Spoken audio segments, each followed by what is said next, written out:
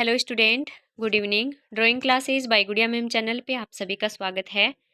और आज हम आरबीएससी एग्ज़ाम 2023 के लिए चित्रकला के कुछ महत्वपूर्ण 2-3 क्वेश्चन हल करने वाले हैं जो कि इम्पोर्टेंट हैं।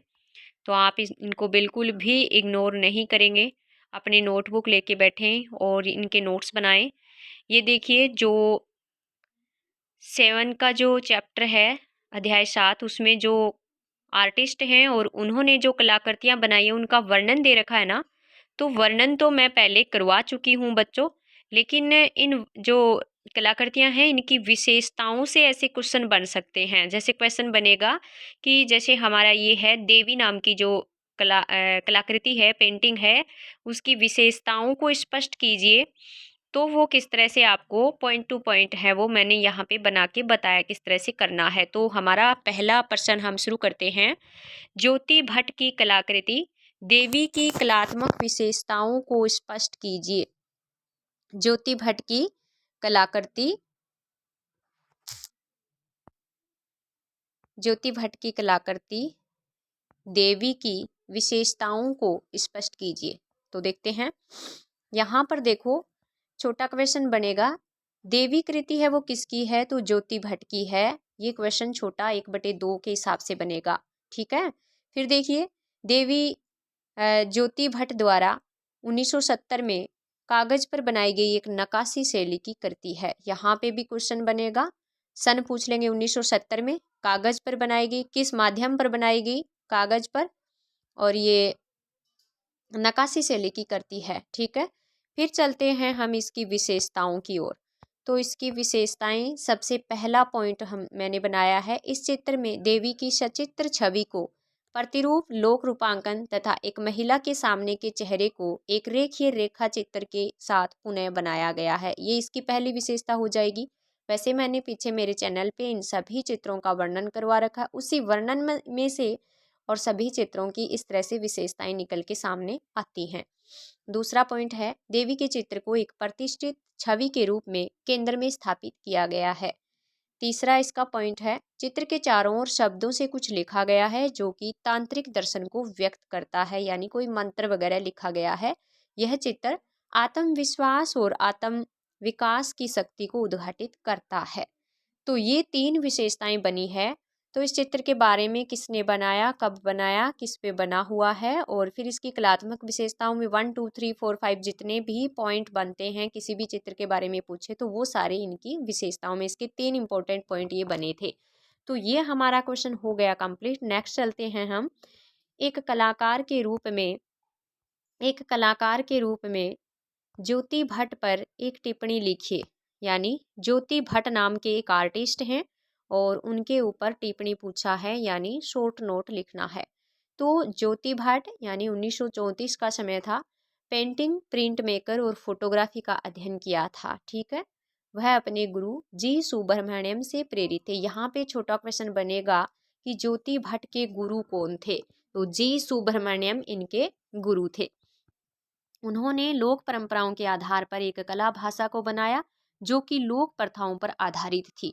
वह कई दृश्य तत्वों को एक समग्र कथा में एक साथ लाए। उनकी कृतियों में अंतरिक्ष, परंपरा, आधुनिकता के बीच का संतुलन है।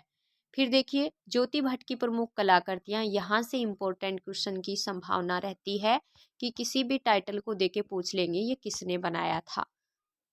तो देखिए, मैंने जो पीछे वर्णन करवा रखा है देवी कृति का, उसमें भी दे रखा है। तो देवी का वर्णन है ही, हमने किया है। फिर कल्प वृक्ष है, सेल्फ पोर्ट्रेट इनकी है, भूले हुए स्मारक, सीता का तोता, 2 दीपों वाला स्थिर जीवन, बिखरा हुआ गर्म आकाश और तीर्थंकर। अब देखिए, इनमें से किसी का दे दे, जैसे दे दिया जाए सीता का तोता नामक जो करती है वो किसकी है? तो ज्योति स्वरूप भट्ट की है ये सारी। तो आपको सारे ही कलाकृतियों के नाम याद रखने हैं। और ये हमारा क्वेश्चन यहाँ हो गया कंप्लीट। नेक्स्ट क्वेश्चन है तीसरा, देवी प्रसाद राय चौधरी की शर्म की विजय। ये एक शर्म की विजय नाम दिया है, शीर्षक है, टाइटल है, और ये स्मारक है, एक मूर्ति शिल्प बनाया था देवी प्रसाद राय चौधरी ने। और इसकी विशेषताएं पूछी है। यहाँ पे छोटा क्वेश्चन ये बनेगा बच्चों, शर्म की विजय किसने बनाया? तो देवी प्रसाद राय चौधरी ने, ठीक है। अब देखिए इसकी विशेषताएं। श्रम की विजय मूर्ति शिल्प खुली हवा में बड़े पैमाने पर बनाई गई मूर्ति है, जिसका निर्माण मूर्तिकार देवी प्रसाद राय चौधरी ने किया। एक बात हो गई, एक इम्पोर्टेंट क्वेश्चन यहाँ पे। और गणतंत्र दिवस की पूर्व संध्या पर 1959 ईस्वी में, इम्पोर्टेंट क्वेश्चन, इसे मेरीना बीच चेन्नई में स्थापित किया गया। कब किया गया? 1959 में। कहाँ? मेरीना बीच चेन्नई में स्थापित किया। और ये बना किसके द्वारा बनाया गया है? देवी प्रसाद राय चौधरी के द्वारा। ये इसका इंट्रोडक्शन हो गया मूर्ति शिल्प का। और अभी इसकी विशेषताएं पढ़ते हैं पॉइंट टू पॉइंट। तो प्रमुख विशेषताओं में सबसे पहला पॉइंट है, इस मूर्ति शिल्प में 4 लोगों को एक चट्टान को हिलाने की कोशिश करते हुए दिखाया गया है, तथा यह स्पष्ट किया गया है कि देश को बनाने में मानव श्रम का महत्वपूर्ण योगदान है। बहुत ही अच्छी बात, बहुत ही अच्छा पॉइंट है।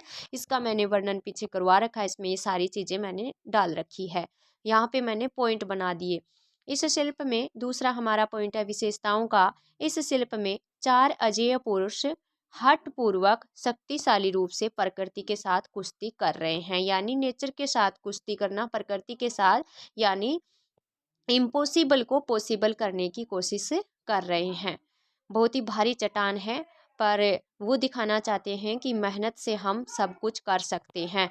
फिर देखिए इस मूर्ति शिल्प में चौधरी ने कामगारों की मजबूत मांसलता तथा उनके उठे हुए मांस, नाड़ियों तथा हड्डियों को दिखाया है। तो ये मैंने इसका पीछे वर्णन करवाया, उसमें बताया कि जैसे हम कोई बहुत ज़्यादा मेहनत का काम करते हैं तो हमारा शरीर वो किस आकार में रहता है, किस तरह से मांसपेशियां, हड्डियां वह उभार ले लेती हैं, तो वो सारा इस मूर्ति शिल्प में दिख रहा है। और फिर देखिए इसीलिए इसको एक वास्तविक माना जाता है कि जैसा है वैसा हूबहू, कहीं से भी देखे सभी तरीके से ये मूर्ति आकर्षित करती है। उन्होंने एक विशाल चट्टान को धकेलने के प्रयास को चित्रित किया है।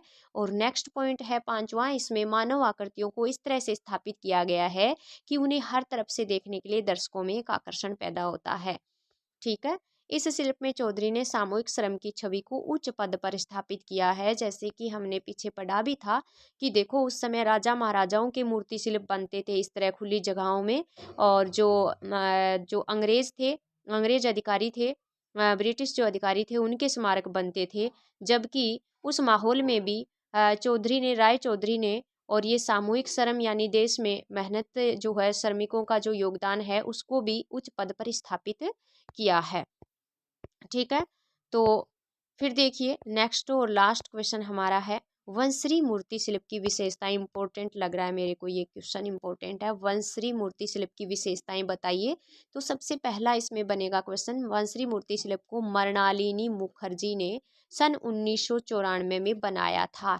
यहाँ पे देखिए कब बनाया, किसने बनाया, दो बातें अलग अलग भी और दो बातें एक साथ भी पूछ सकते हैं वन लाइनर में।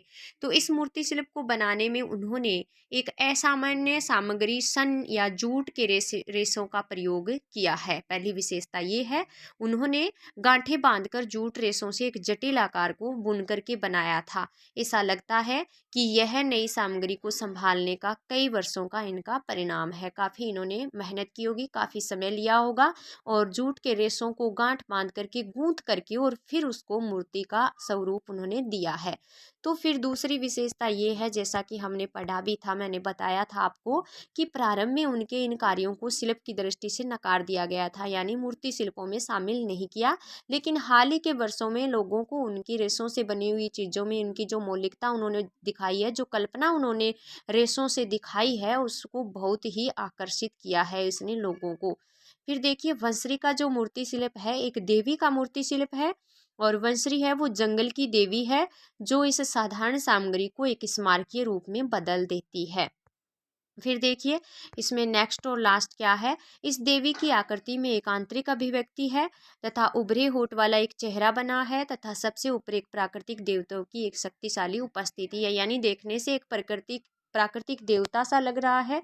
चेहरे के हाव भाव सब हैं वो एक देवताओं को प्रदान कर रहे हैं, और उभरे हुए होठ वाला चेहरा है वो जूट के रेशों को गूंथ करके, और इस तरह की आकृति वंशरी जो जंगल की देवी है और उसको उसमें आंतरिक अभिव्यक्ति भी दिखाई दे रही है, यानी देवताओं का जो भाव है वो अंदर से भी चेहरे पे झलक रहा है। और आज के लिए बस इतना ही। मैंने इससे पहले इन चित्रों का सीधा वर्णन डाला था, लेकिन बाय द वे अगर एग्जाम में इस तरह से इनकी विशेषताएं पूछी जाए ना बच्चों, तो सभी चित्रों में पॉइंट टू पॉइंट हम विशेषताएं बना सकते हैं। काफ़ी सारे इसके इम्पोर्टेंट पेंटिंग्स हैं, मैं कोशिश करूँगी कि नेक्स्ट भी उनकी विशेषताएं हैं वो इस तरह से मेंशन कर दूँ आपके लिए। और आज के लिए बस इतना ही। 10-11 मिनट इसको दोगे आप, नोट्स बनाओगे, अच्छे से समझोगे। और इस बार इस चैप्टर में से क्वेश्चन तो देखो आने ही वाले हैं, क्योंकि लास्ट ईयर ये चैप्टर हटाया था, इस बार इस चैप्टर को शामिल किया गया है। तो नोट्स बनाइए और वीडियो को अंत तक देखिए, पूरा देखिए। और सबसे पहला मेरा उद्देश्य ये है कि आप लोगों को फ़ायदा होना चाहिए। उसके बाद मेरी मेहनत को अगर आप एक लाइक और सब्सक्राइब जो न्यू देख रहे हैं वो देना चाहो, तो बहुत बहुत धन्यवाद आपका।